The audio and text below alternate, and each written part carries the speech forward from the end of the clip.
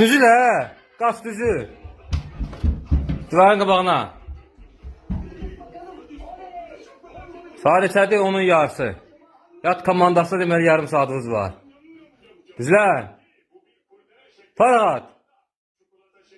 Əsgər Xələf Ayxan. Əsgər Xələf Ömər. Salam. Ala hello nədir? Sağ ol deyirlər. Hello. Əsgər Xələf Ayxan. Əsgər Xələf Ömər. Salam. Qırmızı rəng neyi bildirir?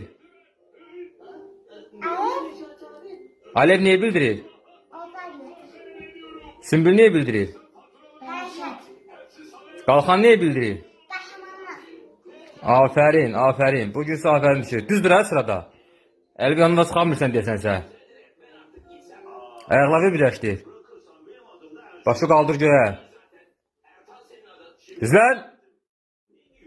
Faragat. Geçişsiz. Düzlen. Düzlen ha. Faragat. Size yarım saat vaxt var. Yarım saat hazır pijama giyebilirsiniz. Oldu? Bəli. Oldu dün 5'ten dün ha. Oldu? Oldu? Bəli. Tamam kaçar ama. Kaçar ha. Kaçamıyorsan sen. Olmadı düzül.